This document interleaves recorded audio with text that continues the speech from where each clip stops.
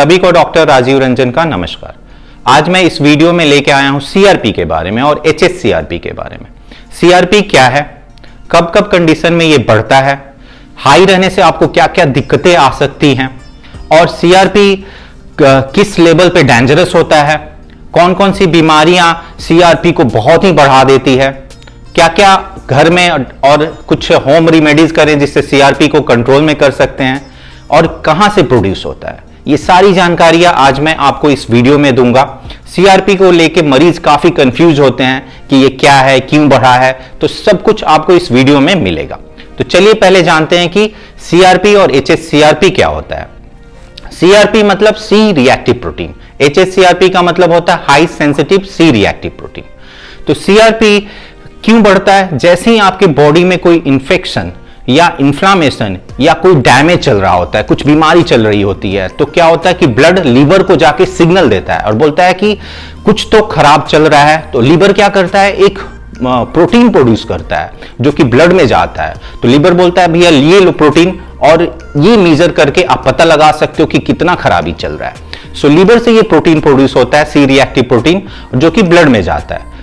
मरीजों का हम खून का सैंपल लेते हैं और उससे पता करते हैं कि सी रिएक्टिव प्रोटीन कितना बढ़ा हुआ है, और उससे हमें थोड़ा आइडिया चलता है कि क्या क्या बीमारियां चल सकता है आपके अंदर। वैसे ही एचएससीआरपी क्या होता है कि ये high sensitive C reactive protein है।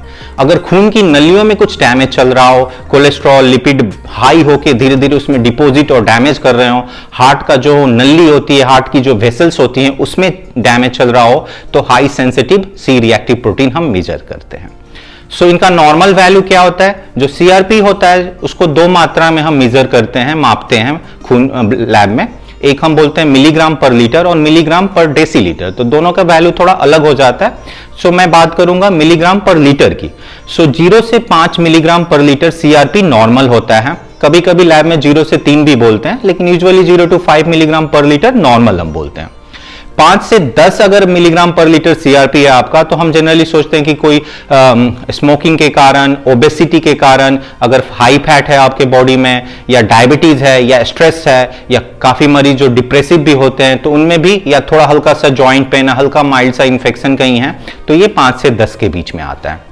जब 10 से 100 के बीच में हम होता है, तो या तो आपको कहीं इन्फेक्शन चल रहा है, या जोड़ों में दर्द, स्पाइन में डैमेज, या फिर ऑटोइम्यून की बीमारियां जिसमें इम्यूनिटी हमारे बॉडी को, स्किन को, मसल को या कोई दूसरे ऑर्गन को डैमेज कर रही होती है।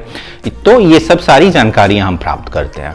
100 से ज्यादा होने पे सीवियर बैक्टीरियल इन्फेक्शन, जैसे कि सीवियर निमोनिया, पेशाब या किडनी में इन्फेक्शन, या फिर आंतों में इन्फेक्शन होना, या फिर बहुत ज्यादा गठिया होना, जोड़ों में सूजन अंदर बहुत बढ़ जाना, या स्पाइन में बहुत ज्यादा डैमेज, स्पॉन्डाइलाइटिस होना, या फिर कैंसर होना, ये सब चीजें इंडिकेट करता है। एचएससीआरपी जो नॉर्मल होता है वो 1 मिलीग्राम पर लीटर से कम होता है। 1 से 3 होने पे थोड़ा सा हार्ट का जो रिस्क है बढ़ जाता है, हार्ट की बीमारियां होने का रिस्क बढ़ जाता है। 3 से ज्यादा होने पे हार्ट अटैक के रिस्क काफी बढ़ जाते हैं। सो ऐसे मरीजों में कुछ हम प्रिवेंटिव मेजर्स बताते हैं कि हार्ट अटैक आगे ना हो, और उसको कंट्रोल करते हैं। सो क्या ये जो सी रिएक्टिव प्रोटीन, जैसे नाम है प्रोटीन, क्या हमारे खाने में जो डाइट में प्रोटीन होता है उससे बढ़ता है? ऐसा बिल्कुल नहीं है। ये बहुत ही कंफ्यूजन है। लोग सोचते हैं कि प्रोटीन खाने से ये बढ़ता है और प्रोटीन बंद कर देते हैं, जिसके कारण उनके शरीर में, मसल में वीकनेस आने लगती है। So C reactive protein infection, inflammation, autoimmune बीमारियां और कैंसर को इंडिकेट करता है अगर बहुत हाई रहने पे। ये डाइट के प्रोटीन से लिंक्ड नहीं है। सो क्या क्या घर में आप कर सकते हैं, कुछ चीजें अपने लाइफ स्टाइल में चेंज कर सकते हैं जिससे सी रिएक्टिव प्रोटीन को, जो माइल्ड बढ़ा होता है, उसको कंट्रोल कर सकते हैं। पहला, डाइट। अगर आप एंटी इन्फ्लामेटरी डाइट ले रहे हैं जिसमें इन्फ्लामेशन बॉडी में कम होता है, कुछ डाइट ऐसी करती हैं जो कि मैंने अलग वीडियो में बनाया है, आप मेरे चैनल पे वो जाके देख सकते हैं। एक्सरसाइज, रेगुलर एक्सरसाइज करने से हमारे बॉडी में इंडोर्फिन्स रिलीज होते हैं जो हमारे मूड को एलिवेट करते हैं, इन्फ्लामेशन कम करते हैं, मसल, जॉइंट, बोन को हेल्दी बनाते हैं, स्ट्रांग बनाते हैं, और हार्ट को भी मजबूत करते हैं। वेट रिडक्शन करना, अगर आपका वेट ज्यादा है, ओवरवेट है, ओबेज है, तो आपको अपना वेट कम करना चाहिए, जिससे सीआरपी भी कम होता है।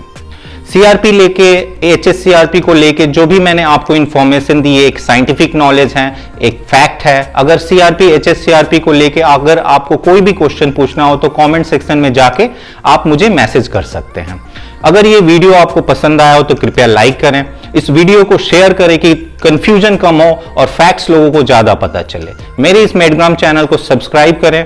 इस चैनल पे मैं अर्थराइटिस, ऑटोइम्यून बीमारियां और उससे जितने भी फैक्ट्स हैं या फिर जितनी जानकारियां होती है मैं इस चैनल पे डालते रहता हूं। शुक्रिया दोस्तों, नमस्कार।